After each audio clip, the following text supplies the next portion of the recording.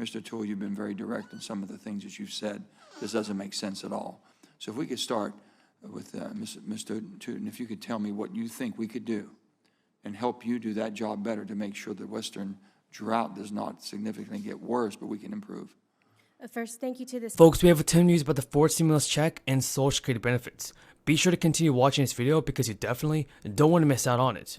Stimulus checks in 2020 and 2021 prevented the U.S. from entering a recession or maybe even a depression. Though due to the inflow of capital going to both people and businesses, inflation has risen and lawmakers are facing a dilemma. They have to determine if more direct relief will present somewhat of a chance to rising inflation, even more, or if it could help the U.S. curb inflation. Lawmakers are pushing for the latter as millions of more people continue to urge that Congress take more action.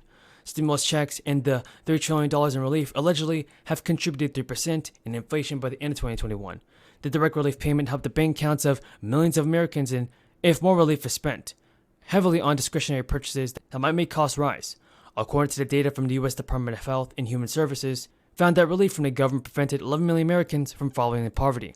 The department reported that the most impactful programs for alleviating poverty was economic impact payments under the American Rescue Plan and unemployment compensation. Now, a tax policy center and a senior researcher found that a new round of checks would definitely help Americans dealing with inflation. She stated delivering some sort of cash benefit now would sort of protect them from the inflation that's happening around them. And the former presidential campaign candidate Andrew Yang said that stimulus checks are not to blame for inflation and that he's definitely pro-direct relief. Supporters of a fourth stimulus check have agreed that a quick, broad outpouring of cash would really ease the economic hardships caused by the crisis. And now, according to Fox, President Biden may resort to using emergency powers if oil companies don't increase output at their refineries. The letters come one day after Biden ordered the sale of another 45 million barrels of crude oil from the U.S. Strategic Oil Reserve. Biden's letters does not offer a timeline for when his administration will resort to emergency powers, threatening to only do so in the near term, and the oil companies have yet to publish a response to Biden's letter. The administration is touting airline standards it is proposing to adopt as a climate win, even though its technical documents say that the rule is not expected to cut planet warming emissions. The Federal Aviation Administration announced on Wednesday that it will propose to implement airline climate standards put forward by the EPA under the former president's administration. President Biden has a big update, and so does Nancy Pelosi on the spending bill. Pelosi says they are now ready to pass the Build Back Better package. And here's some good news. Nancy Pelosi said today that negotiations on a massive spending bill and climate package remain active, despite the opposition from Senate centrists that stopped the legislation in its tracks last year. Pelosi emphasized the House Democrats who passed a roughly $2 trillion package in November are essentially sidelined as Senate leaders seek to continue delicate talks with centrist holdouts. But a day after meeting with President Biden and Chuck Schumer at the White House to discuss the economy, Pelosi said they are still working to enact a slimmed-down version of the House legislation this year. Pelosi said during a press briefing at the White House, reconciliation is a Senate matter. We passed our bill, we made our views known, and that is a closely held negotiation on the Senate sides. Help solve those problems. And indeed, this package, the Lower Food and Fuel Costs Act, is just that. It's a compilation of bills put together by lawmakers who are responding to their constituents. And I've heard from the other side of the aisle that, in fact, it would have been nice if we came together in a bipartisan way. So I would note that colleagues on the Republican side of the aisle from Iowa, Arkansas, New York, Nebraska, Ohio, Illinois, South Dakota, Nebraska, Iowa, Illinois, Indiana, Minnesota, Nebraska, Iowa, Minnesota, Illinois, Iowa, Tennessee. Feels like I'm practicing state capitals with my fifth grader. Nebraska, Illinois, Kansas, Colorado, Nebraska, South Dakota, Illinois, Iowa, Nebraska, Missouri, Iowa, Kansas, Missouri, Illinois, Iowa, Missouri, Indiana, Kentucky, Minnesota, Illinois, Nebraska, South Dakota, Iowa, Kansas, Missouri, Indiana, Minnesota, Iowa, Nebraska, Florida, Wyoming, Virginia, Minnesota. Each of these are individual members of Congress from the Republican side of the aisle who are leading on this issue. In fact, 2 of the bills in this package are led by our Republican colleagues, and I am proud that I have joined with Congressman Dusty Johnson in support of the bipartisan Butcher Block Act. I am proud to be his co-lead as he leads that important piece of legislation. It's a common sense step towards allowing American processors the ability to expand their operations, launch a new business, or just make sure the they're gentlewoman's keeping... time has expired.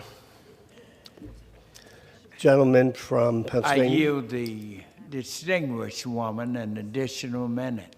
Thank you, Mr. You're Chairman. recognized. This is the first step towards lowering meat prices, but in addition to increasing processing capacity for American cattlemen and poultry producers, we need to go after anti-competitive practices in the meat industry. And that's why I'm proud that this package also includes the bipartisan Meat and Poultry Special Investigator Act. The bill would establish a special investigator at USDA to investigate violations of our existing antitrust laws that have been on the books for more than 100 years. And I thank Congresswoman Miller Meeks for co-leading this effort. This bill has broad bipartisan support and bicameral support. So I thank Senators John Tester. Why? The answer is simple. The lack of active forest management, decades of fire suppression and mismanagement have left our nation's forests as dry as powder kegs and ready to ignite from a single spark. In the last decade, mismanagement caused over 70 million acres to burn, and we have no signs of it slowing down. According to the U.S. Forest Service, over 1 billion, that's billion with a B, across the country are at the risk of experiencing severe wildfires. That's why I'm offering an amendment. My amendment seeks to add forest management activities such as mechanical thinning and prescribed burning that enhance or create wildlife habitat. That's enhance or create wildlife habitat. Or reduce the risk of destruction to wildlife habitat due to wildfires as acceptable projects under the Recovering America's Wildlife Act. Catastrophic fires remain one of the single greatest threats to wildlife in western states, as my home state of Idaho. In California, Los Angeles Times reported in 2020 that the Bobcat fire turned one of the most abundant wildlife habitats with lush canyons and a mixture of rare endangered species into, quote, an apocalypse that looked like ground zero after a nuclear explosion. Experts believe this fire would reverse decades of conservation efforts. In Oregon, the 2020 wildfires burned over 360,000 acres of critical spotted owl habitat, pushing the species into what researchers call an extinction vortex. Catastrophic wildfire recently forced the state of Washington Department of Fish and Wildlife to recommend moving the greater sage grouse from threatened to endangered status in their state. This is the very action that RAWA seeks to prevent. These wildfires also killed nearly half of the state's endangered pygmy rabbit population. Seattle Times report stated that rabbits had asphyxiated as the fire in its fury devoured oxygen from the atmosphere.